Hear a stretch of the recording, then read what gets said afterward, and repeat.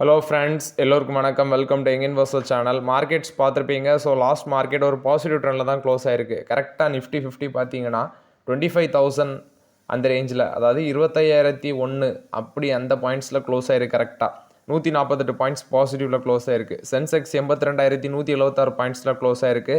455 points positive. Nifty bank 173 points பாசிட்டிவில் close ஆயிருக்கு. 55,572 பாயிண்ட்ஸில் க்ளோஸ் ஆயிருக்கு.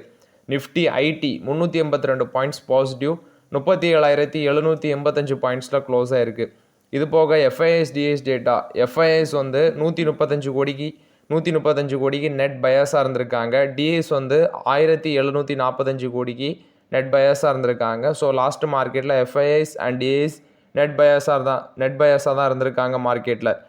ஃபஸ்ட்டு பார்த்தீங்கன்னா டைட்டன் கொடுத்த அப்டேட்டு. ஸோ டைட்டன் வந்து 2,500 கோடிக்கு தமாஸ் அப்படிங்கிற ஒரு ஃபேசட் கம்பெனி வந்து பார்த்தீங்கன்னா ஆட் பண்ண போகிறாங்க. ஸோ இது வந்து அவங்களோட ஃபேசட் போர்ட்ஃபோலியோக்கு ரொம்பவே இம்பார்ட்டண்ட்டாக இருக்கும். இந்த கம்பெனி வந்து கல்ஃபில் ஜுவல்லரி ரீட்டைலர் பிஸ்னஸ் பண்ணிகிட்டு இருக்கிறவங்க. கிட்டத்தட்ட 3,000 கோடிக்கு பேச்சுவார்த்தை போனது. இப்போ 2,000 கோடிக்கு அக்யூசிஷன் பண்ணுறதாட்டு பேச்சுவார்த்தை போயிட்டுருக்குது. 72% ஸ்டேக் வந்து பார்த்தீங்கன்னா அந்த தமாஸ் இன்டர்நேஷ்னலில் அக்யூசிஷன் பண்ண போகிறதாட்டு சொல்கிறாங்க. ஸோ ரிமைனிங் 28% வந்து மன்னாய் கார்பரேஷன், அதாவது அந்த தமாஸ் இன்டர்நேஷ்னலில் ரிமைனிங் 28% வந்து மன்னாய் கார்பரேஷன் ஓன் பண்ணுவாங்க அப்படின்னு சொல்லி அப்டேட் கொடுக்குறாங்க. பட் ஆக்சுவலி இது இன்னும் ஃபைனலைஸ் ஆகலை. டைட்டன் வந்து பேச்சுவார்த்தையில் இருக்கிறாங்க 72% ஸ்டேக் வந்து அக்யூசிஷன் பண்ணுறதுக்கு இந்த தமாஸ் இன்டர்நேஷ்னலில். ஸோ இது வந்து டைட்டன் கொடுத்த அப்டேட்டு. நெக்ஸ்ட்டு நெஸ்லே எஸ்ஏ பார்த்தீங்கன்னா ஒரு பெட்டுக்கு வந்து ஃபுட் மேக் பண்ணுற company Drools pet food private limited, அதாவது நெஸ்லே எஸ்ஏ வந்து இந்த கம்பெனியில் இந்தியன் கம்பெனி பெட்ஸுக்கு வந்து ஃபுட்டு மேக் பண்ணுற கம்பெனியில் ட்ரூல்ஸ் அதோட நேமு. ஸோ அதில் வந்து பார்த்தீங்கன்னா majority of the stake pick பண்ணுற போகிறதாட்ட அப்டேட் சொல்கிறாங்க. இந்த கம்பெனி 2010 தான் ஃபவுண்ட் பண்ணியிருக்காங்க. கிட்டத்தட்ட 40,000 ரீட்டைல் அவுட்லெட்ஸ் இருக்குது. 22 கண்ட்ரீஸுக்கு இவங்க எக்ஸ்போர்ட்டும் பண்ணுறாங்க. ஸோ ஓரலாட்டு ஹை ப்ரோட்டீன் ஃபுட்ஸ் தான் இவங்க வந்து பெட்ஸுக்கு மேனுஃபேக்சர் பண்ணி செல் பண்ணுறாங்க. நான் சொன்ன மாதிரி 22 கண்ட்ரீஸுக்கு எக்ஸ்போர்ட், நியர்லி 40,000 ரீட்டைல் அவுட்லெட்ஸ் வச்சுருக்காங்க. இந்த கம்பெனியோட நேம் பார்த்தீங்கன்னா ட்ரூல்ஸ் பெட் ஃபுட் ப்ரைவேட் லிமிடெட்னு சொல்கிறாங்க. நெஸ்லே இந்தியாவில் இருக்கிற கம்பெனியில் அக்யூசிஷன் பண்ணுறாங்க. ஸோ கிட்கேட்டு, மில்லோ இந்த பிராண்டுலாம் பார்த்தீங்கன்னா நெஸ்லே எஸ்ஏயோட பிராண்டு தான். ஸோ கிட்டத்தட்ட $60 மில்லியன் வந்து இந்த கம்பெனி அக்யூசிஷன் பண்ணுறதுக்கு ஃபண்ட் ரைஸ் பண்ணியிருக்காங்க 2023. ஸோ வெயிட் பண்ணி பார்க்கலாம் அந்த அக்யூசிஷன் கம்ப்ளீட் ஆகுதா இல்லையான்னு சொல்லி. இது வந்து நெஸ்லே எஸ்ஏ கொடுத்த அப்டேட்டு.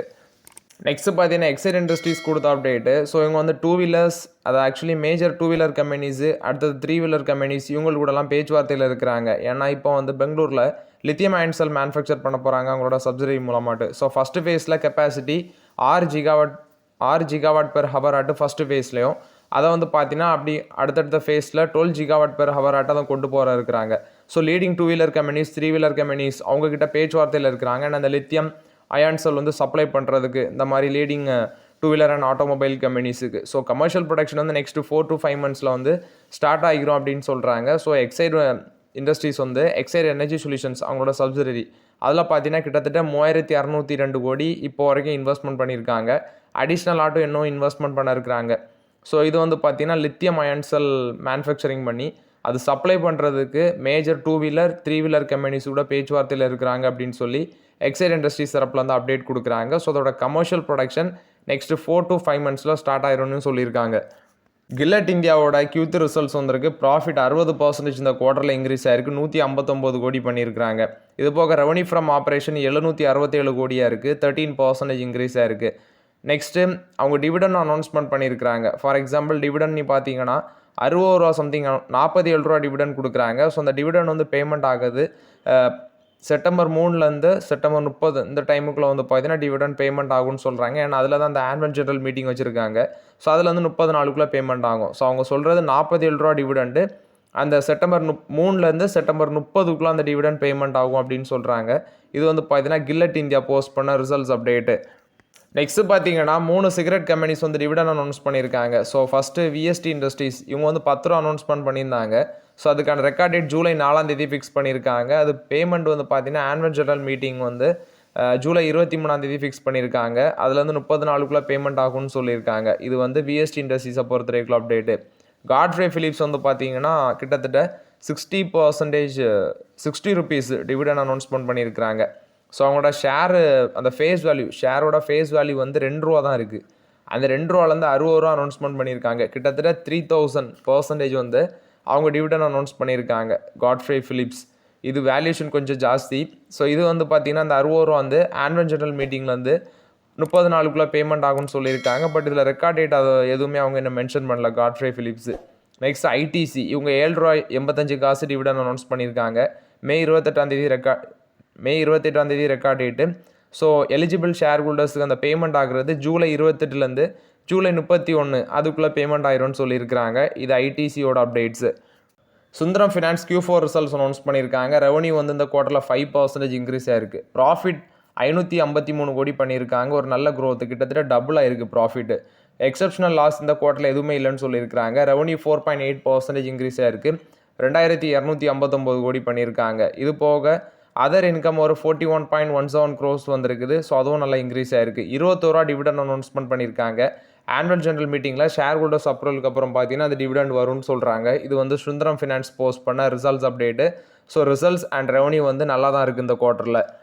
நெக்ஸ்ட் பார்த்தீங்கன்னா BEML. ஆக்சுவலி இந்த ஸ்டாக் இன்னைக்கு ஒரே நாளில் 15% மேலே அப்பர் சர்க்யூட் ₹4294 க்ளோஸ் ஆயிருக்கு. என்ன காரணம் அப்படின்னு சொல்லி பார்த்தீங்கன்னா ஒன்று results, at the same time financial 26க்கான அவுட்லுக்கை சொல்லியிருக்காங்க. ஃபினான்ஷியல் 26ல் எங்களோட ஆர்டர் புக் வந்து 22,000 கோடியை தாண்டும் அப்படின்னு சொல்லியிருக்கிறாங்க. ஸோ அந்த பேசிஸில் வந்து பார்த்தீங்கன்னா இன்றைக்கி இந்த ஸ்டாக் வந்து நல்ல பெர்ஃபார்மன்ஸ் கொடுத்துருக்கு. ஸோ அந்த கம்பெனியோட ரெவன்யூவே 1656 கோடி வந்திருக்கு.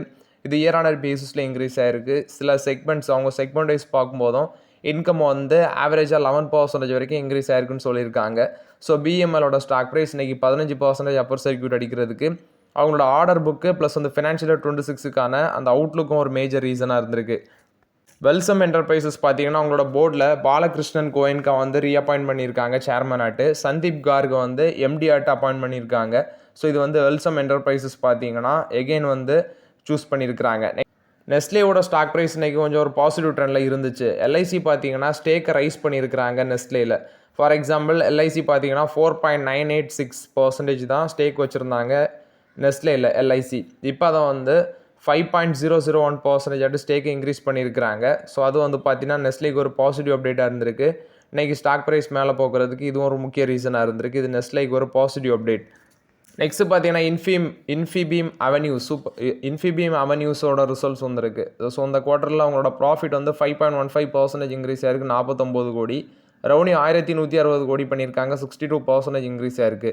எபிட்டா 14% இன்க்ரீஸ் ஆயிருக்கு. ஆப்ரேட்டிங் மார்ஜின் 6.7% குறைஞ்சிருக்குன்னு சொல்லியிருக்கிறாங்க.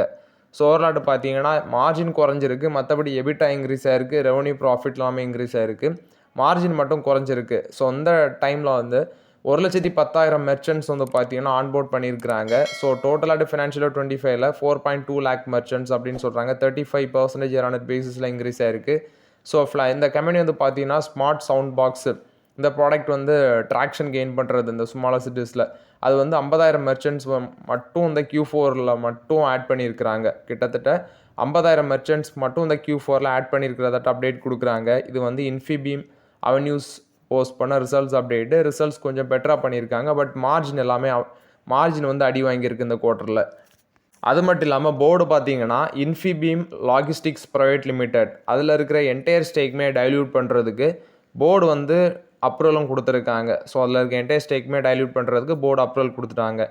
நெக்ஸ்ட்டு வால்வோ கார்ஸ் பார்த்தீங்கன்னா ஒரு 3000 ஜாப்ஸ் கட் பண்ண போகிறதாட்டு சொல்லிட்டாங்க. ஏன்னா EV சேல்ஸ் அவங்களுக்கு பெருசாக இல்லை, at the same time high காஸ்ட்டுன்னு சொல்கிறாங்க. அது மட்டும் இல்லாமல் எல்லோரும் பார்த்தீங்கன்னா இந்த ஜாப் கட் பண்ணுறது எல்லாமே உடனே டேரிஃபை கை நீட்டிடுறாங்க. ஸோ டேரிஃப் வந்து பார்த்தீங்கன்னா இப்போதைக்கு அது பெரிய இஷ்யூவே இல்லை. ட்ரம்ப் வந்து அனௌன்ஸ்மெண்ட் பண்ணுறாரு, அனௌன்ஸ்மெண்ட் பண்ணி முடித்தோடனே அதை பேசி தீர்த்துக்கிறாங்க. ஆனால் பட் இப்போ எல்லா பிரச்சனைக்குமே எல்லாருமே உடனே மற்ற தப்பை மறைக்கிறதுக்கு வேண்டி டேரிஃபே எல்லாருமே உடனே கை நீட்டிடுறாங்க. நெக்ஸ்ட்டு கமெண்ட்ஸில் சில டவுட்ஸ் கேட்டிருந்தீங்க. ஒன்று இந்த கேம்லின் ஃபைன் இந்த ஸ்டாக்கை பற்றி சொல்லுங்கள். இன்றைக்கி 10%, இன்றைக்கி 16% ஏதோ அப்பர் சர்க்யூட் அடிச்சிருக்கு. ஸோ அந்த ஸ்டாக்கை நான் செக் பண்ணி பார்த்தேன். அதெல்லாமே ஒரு small cap company. One time ஏதாவது ஹெவி வால்யூம்ஸ்னால மேலே போயிருக்கும், அதுக்கு வேண்டி அதிலெல்லாம் போய் ஃபோக்கஸ் பண்ண முடியாது. அதே மாதிரி ஜிண்டால்ஸா அதை பற்றி கேட்டிருக்கீங்க. ஸோ அதெல்லாம் இப்போதைக்கு அவாய்ட் தான் ப்ரோ பண்ண முடியும். Aditya Birla fashion and retail அது வந்து லாஸ் மேக்கிங் கம்பெனி. முந்தினத்தை தான் அதோட ரிசல்ட்ஸே வந்துருந்துச்சு சனிக்கிழமை. அதுவும் பார்த்தீங்கன்னா நெட் லாஸ் தான், கண்டினியூஸாக நெட் லாஸ் போஸ்ட் பண்ணிட்டு இருக்கிறாங்க. ப்ராஃபிட் பாதைக்கு திரும்பும்போது அந்த கம்பெனியை பற்றி டிஸ்கஸ் பண்ணலாம். ஸோ இப்போதைக்கு இந்த கம்பெனி பக்கம் யாருமே போக வேண்டாங்கிறது என்னோட ஒப்பீனியன். நசரா டெக்னாலஜிஸோட ரிசல்ட்ஸ் வந்துருந்துச்சு. நெட் ப்ராஃபிட் 4 கோடி பண்ணியிருக்காங்க. சேம் பீரியட் லாஸ்ட் இயரில் 20 லட்சமாக இருந்த ப்ராஃபிட் இப்போ 4 கோடி அதிகரிச்சிருக்கு. ரெவன்யூ வந்து 95.4% இன்க்ரீஸ் ஆயிருக்கு, 520 கோடி. எபிட்டா 34.6 க்ரோஸாக இருக்குது, அதுவும் இன்க்ரீஸ் ஆயிருக்கு. மார்ஜின் 6.65% இருக்குன்னு சொல்லியிருக்கிறாங்க. ஸோ இது வந்து நசரா டெக்னாலஜிஸ் போஸ்ட் பண்ண results update. So okay friends, actually இந்த வீடியோவில் சில இம்பார்ட்டன்ட் அப்டேட்ஸ் எல்லாமே டிஸ்கஸ் பண்ணோம். அந்த வீடியோ உங்களுக்கு பயனுள்ளதாக இருந்துச்சுன்னா லைக் பண்ணுங்கள், சப்ஸ்கிரைப் பண்ணுங்கள், கமெண்ட் பண்ணுங்கள். Okay friends, thank you.